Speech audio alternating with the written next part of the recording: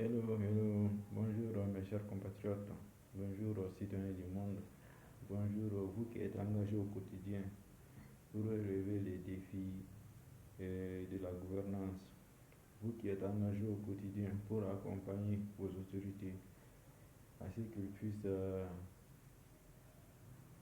corriger les dysfonctionnements dans vos états respectifs. Je vous remercie. Aujourd'hui, dans le cadre de la légalité, la citoyenneté et le travail, je tiens à attirer l'attention des dirigeants africains par rapport à un certain nombre de défis, surtout qu'il s'agit concernant l'urbanisation, les défis liés à l'urbanisation et aux politiques de l'habitat. Les défis liés à l'urbanisation et à la politique de l'habitat. Donc, c'est un défi en réalité souvent qui fait connexe à d'autres défis tels que l'environnement. Tel que l'environnement. Donc, en réalité, dans nos États africains, il y a finalement une négligence à ce fléau-là, une négligence à relever les défis dans ce secteur-là. En ce sens que pourquoi? Parce qu'en réalité, généralement, dans le secteur de l'urbanisation, dans le secteur domanial et foncier, le plus généralement, il n'y a pas en réalité des règles spécialement établies. Des règles spécialement établies pour mettre un terme strict à la spéculation foncière dans certains pays en réalité. Vous voyez, donc dans certains pays également, dans certains pays africains en réalité, il y a pas de convergence souvent entre la politique domaniale et foncière et l'environnement et les défis liés à l'environnement en réalité. Alors que souvent, ce sont des règles de complémentarité. Donc, dans les pays comme le nôtre, le Mali, les, il y a, normalement, il doit y avoir une règle de complémentarité entre les règles domaniales et foncières et l'environnement. Donc, pour les points de complémentarité, c'est trouve où par exemple, pour les règles domaniales et foncières qui devront être établies spécialement pour la politique de l'habitat en ce qui concerne les collines. Les collines qui se trouvent dans la capitale, ainsi que dans les régions, les cercles, et, ainsi que toute l'étendue du territoire national en fait. Donc moi, je n'ai pas, en tout cas, il y a une méconnaissance des règles strictement établies pour la politique de l'urbanisation et de l'habitat régissant l'habitation dans les collines là. Donc, ces règles devront être établies en toute convergence avec les règles de l'environnement. Comment sauver l'environnement? Comment sauver l'environnement concernant le reboisement, etc.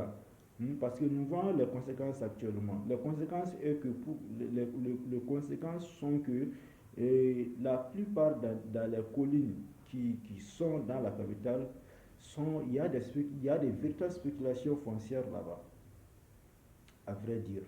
Donc, il y a des coupes d'abus. Les arbres n'existent même plus en réalité. Il n'y a plus d'arbres là-bas, en fait. Il n'y a plus d'arbres.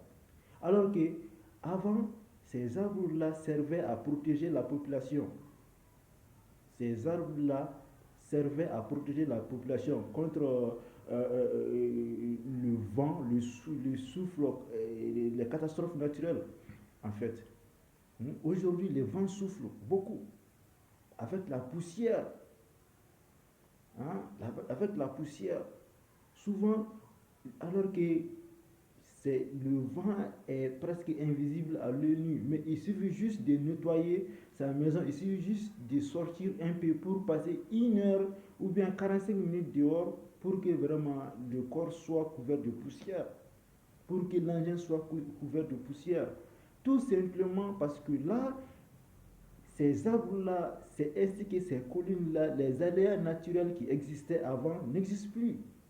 Ils ont été carrément raillés, hein, par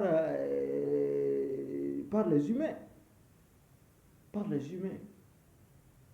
Alors donc il faut impérativement que vraiment les services en charge de cela, hein, c'est jumelle son activité à l'activité domaniale et foncière pour vraiment corriger ces dysfonctionnements-là. Hmm, pour corriger ces dysfonctionnements-là. Donc, ce qui veut dire que ce qui aura comme conséquence positive à réaménager, à établir préalablement des règles propres et spéciaux pour les collines, hein, pour les collines, ou bien s'il est même impérativement nécessaire d'arrêter l'urbanisation des